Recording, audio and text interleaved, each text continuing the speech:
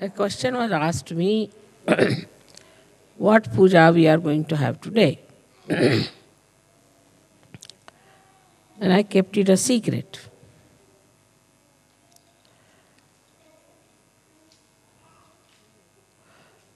Today, we should worship the Parama Chaitanya, the all-pervading power of God's love.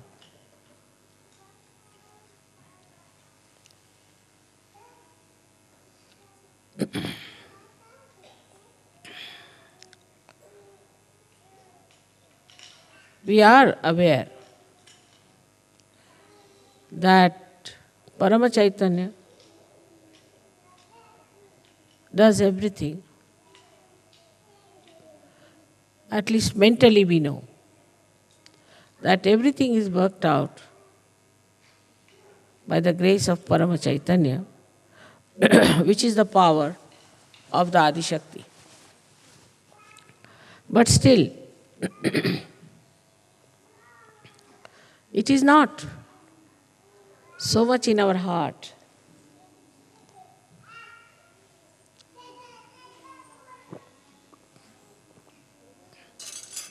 So much in our attention.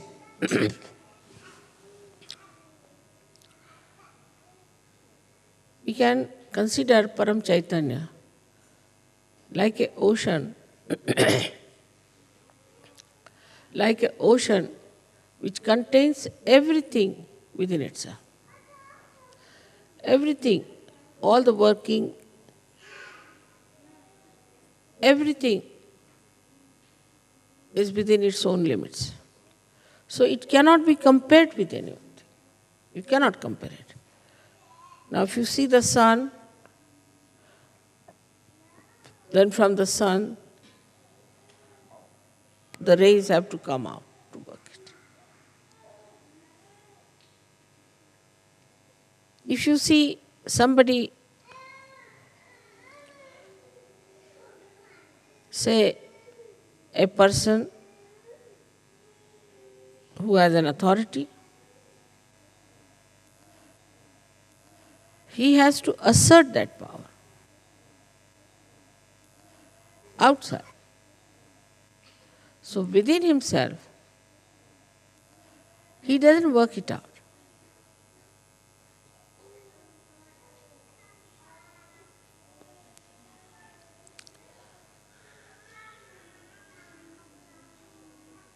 Say for example, if there's a seed,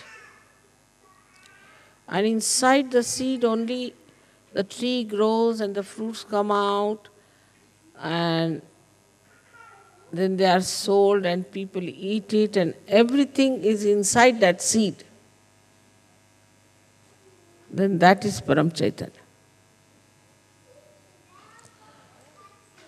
So we are all enveloped in it. And only the waves that we see, and we are on the waves, so we see it as dislocated, separated. Like we feel, this is Germany, or this is England, this is India. These are just folds of the sari of Parama Chaitanya, which look separated, but they are not separated. They are continuous.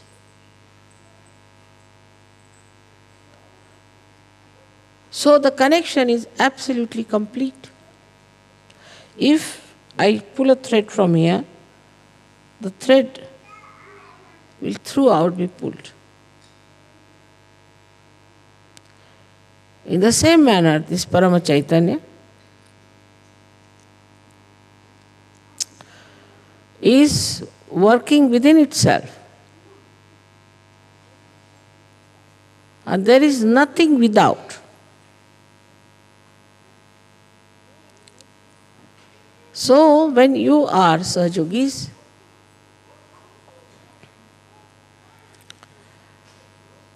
it pays special attention to you.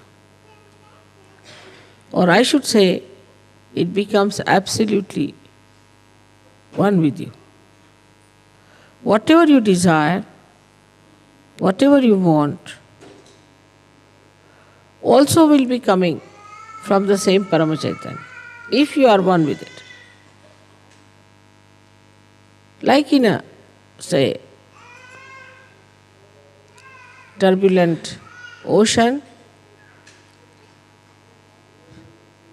some drops of water may fly into the air and start thinking that we are above. We are away from the world, away from the ocean. But again they have to fall into the same.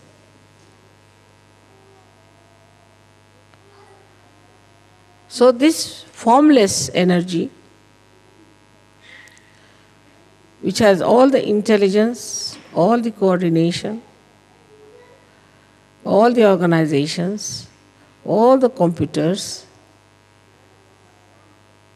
all the televisions, all that you can think of communication and of governing, of administration, and above all,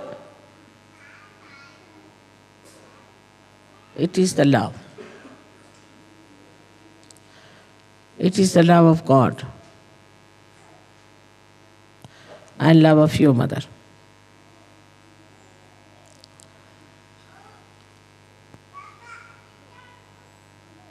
So, to be one with this Paramachaitanya, you have to know that you have to become the reality.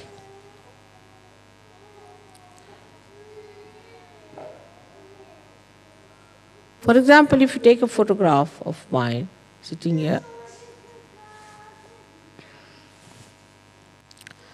maybe my photograph might give you living vibrations, all right. Though it's a photograph.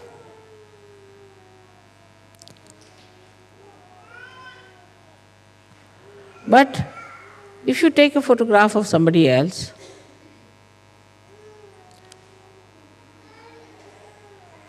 it will not work out Sahaja Yoga. The reason is that somebody else has not become the reality. It's like any other painting you see. Supposing we see a painting where it is raining. This rain does not nourish the flowers. It does not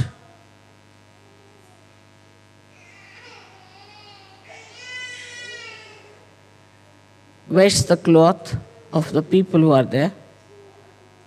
It is static. So in ignorance,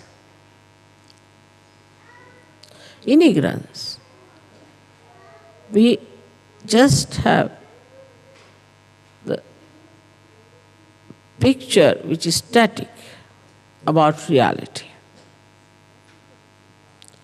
And that is the reason why we think we can work it out. Ourselves, everything. Now if somebody says that I see this picture, all right, and I'll make the rain as a real thing, you cannot. Try anything. Put whatever color you like. It will appear with effort, but it will not have the capacity nor the nature of reality. So human beings always deal with unreal things, thinking they are doing something great. We can get flowers which are real, of course, we can feel them. We can create plastic flowers, we can create paintings, exactly the same as they are. But we can't produce one flower on our own.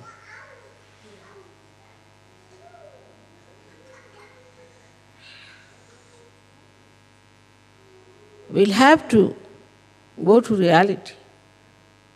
Is that the Mother Earth is going to produce it. Or the sun is going to help the Mother Earth.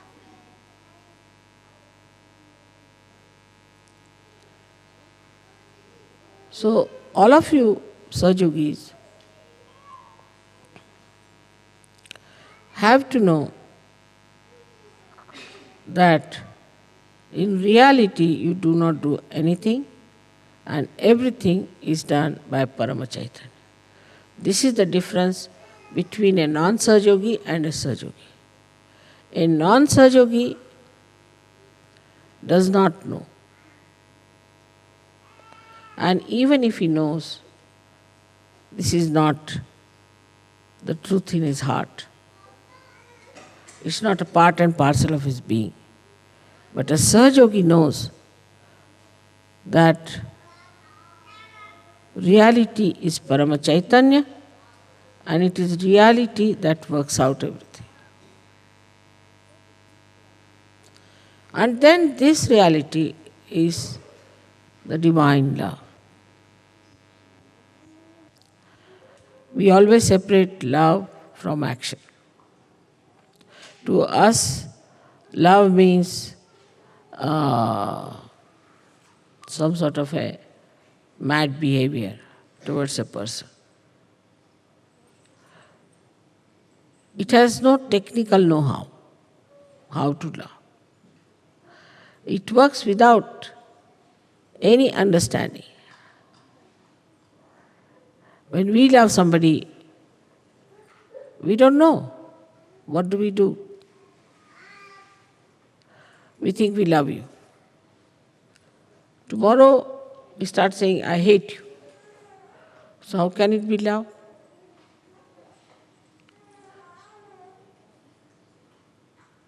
We love our own children, love our own family, love our own friends,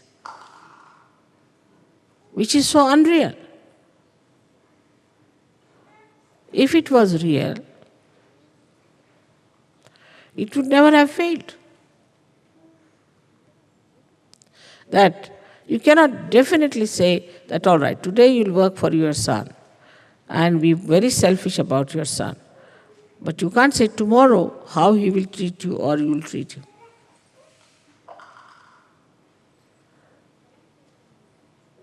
But Param Chaitanya knows. It knows how to express its love. Not only that, but it's an eternal feeling of love, which may change its hue, color,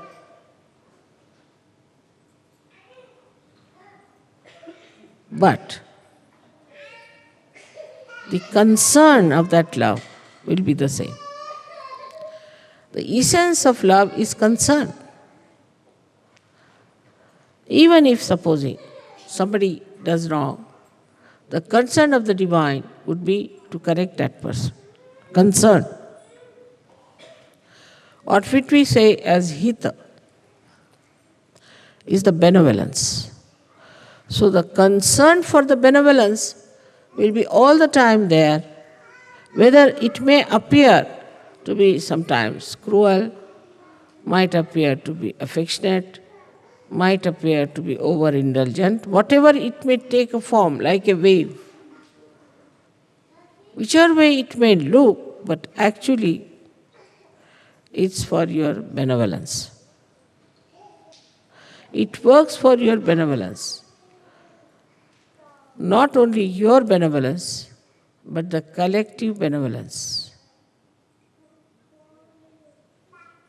And it knows very well what is to be done, how it is to be worked out.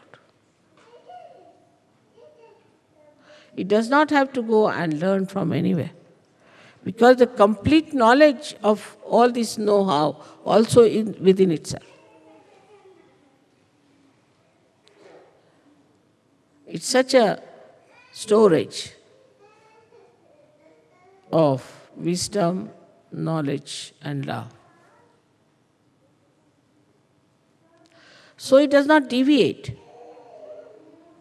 Once you become a Sahaja-yogi, the concern for your benevolence is all the time there. Whether you are punished or not is a different point. Some people might get a job. Some people will not get a job. With some people it will work out this way. With some people it will not work out that way. Then one may say that how is it? This Param Chaitanya is behaving like this. It's all for your correction. It's a big churning. Whatever works out for your correction and is for your benevolence, if you understand this point, then you'll never be disappointed in your life.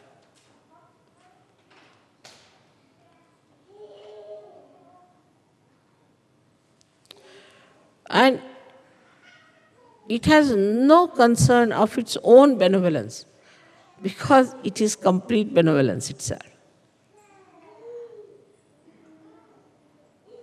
It never thinks how it is going to be benevolent or helpful, because it has no botheration about it. A man, say, who has everything, worldly things, still may be concerned about getting more, the greed there would be. But as it is the complete Purna, it has no greed. It's fully satisfied with itself. And because it is so powerful, so knowledgeable, that it has no doubts. No doubts of any kind. And because there's nobody which can harm it, it has no fear.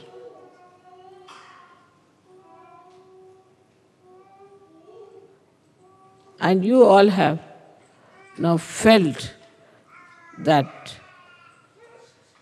Parama Chaitanya should give you a complete, fearless life, a peaceful life,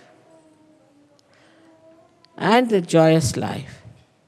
Like a child who finds his mother, then he stops crying. No more. Now he's found his mother. In the same way you have found Parama Chaitanya and the connection within. So you don't have to worry for anything, don't have to think about anything, don't have to plan about anything. Only thing is you have to jump into it. Just jump into it. And know that you have become part and parcel of the reality. This, if you have understood, I think we have done a big job. Now we are in Germany, and you know, in Germany, there have been people who have tried to shatter the hopes of human beings. But even that happening, that took place, all those horrible things happened, that so many people died. Of course, they are born again, no problem. And such problems came up that they were thinking that the whole world will be finished. They were so much worried, they thought that the whole world will be finished. But did not. But this war has taught us a lesson. It has made us more collective. It has made us understand each other. Otherwise, how do you come out of the ignorance that we are this country, we are that country, racialism, then this so-called nationalism, so-called patriotism, all these separating forces, divisive things, saw clearly we are all human beings. We should be treated as human beings. If you see the history, after every war, there has been a speedy movement towards knowledge of oneness of the world. It is something like you have in a spacecraft, that a container is built in, one into another. And the whole thing comes into a speed, some velocity. And then the lower container bursts or explodes. When it explodes, it gives a higher speed to the rest of it. And so the acceleration of the velocity takes place. And that's how one can go into the space. In the same manner, all these horrible things that have happened are explosions which brings you towards knowledge that there's something wrong with us. We are living with something unreal. Now the problems, today's problems as they are,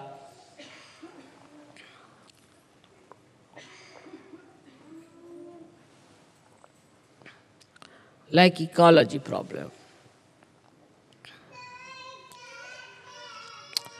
AIDS, drugs,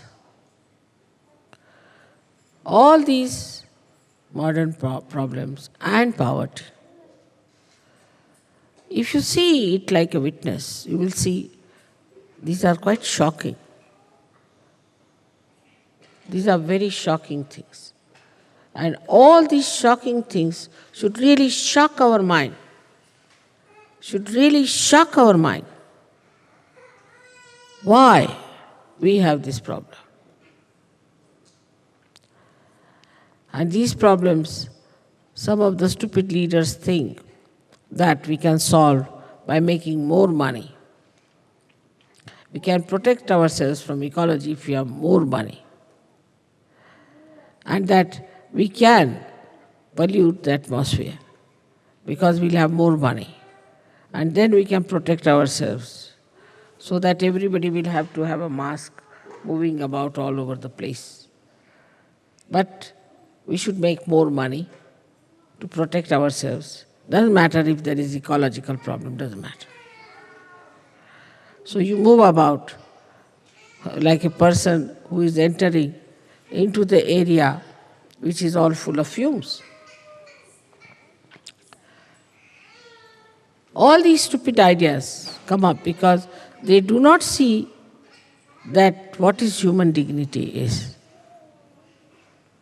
That human beings are above everything else, above machinery, above all material things of the world. They will not talk that will balance the machinery. No. What they will talk, that will make a man a greater slave of the machinery because he must have money. He must have more money. And with this more money, we can protect ourselves against this ecological problem. It is absurd. But if you understand the human dignity, then you have to understand that as a human being, we have to take a very positive, wise step to stop all the nonsense we have been doing.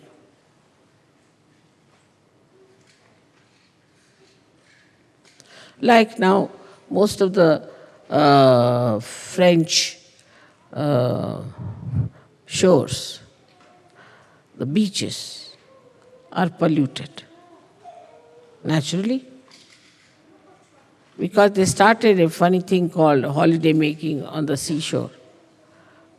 So, this is the result. Now, do what you please. You cannot do all that. It has stopped. So, instead of the human brain is such, instead of understanding that we have done something wrong, oh, they will say, we will start some new method of cleansing this.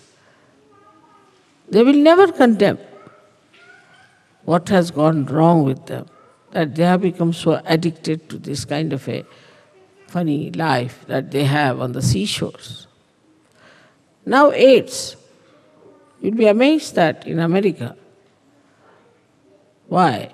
Even they said that there were in Los Angeles itself 700,000 people who glorified themselves as martyrs of AIDS because they are achieving such a great goal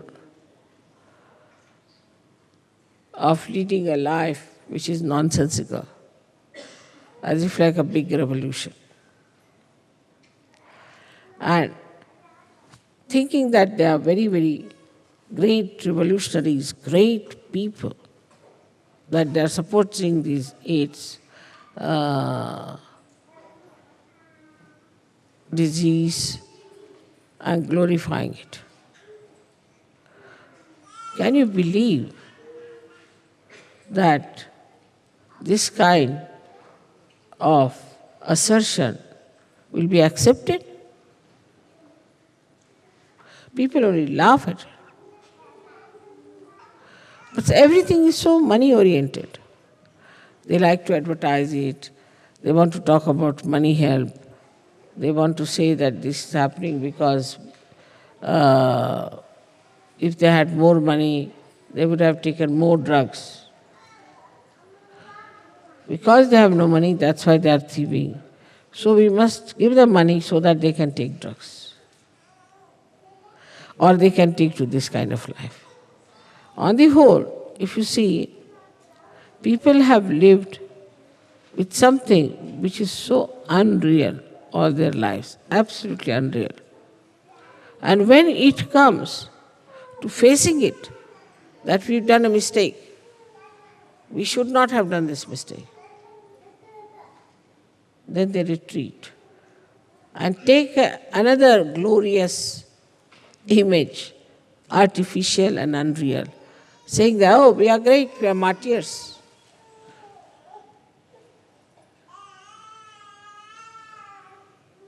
And this is what we call is Kali Yuga, where everything that is ignoble, everything that is to be detested, everything from which we should have protection will become the goal of people to achieve.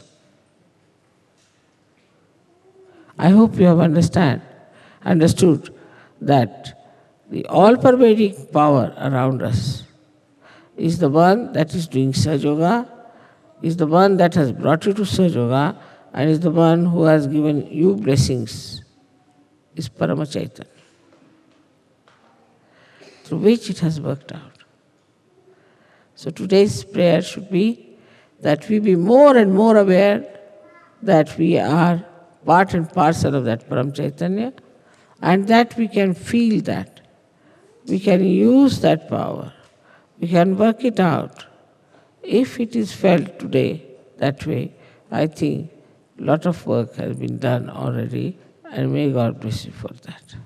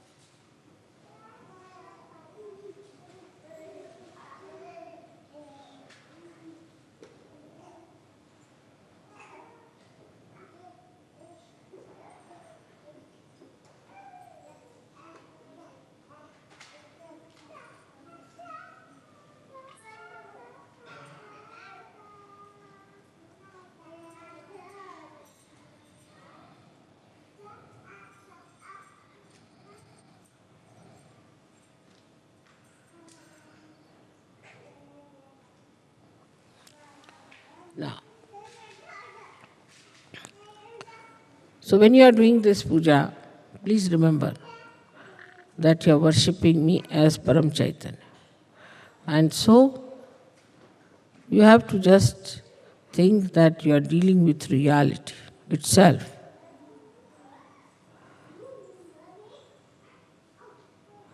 With that understanding, you have to do this puja.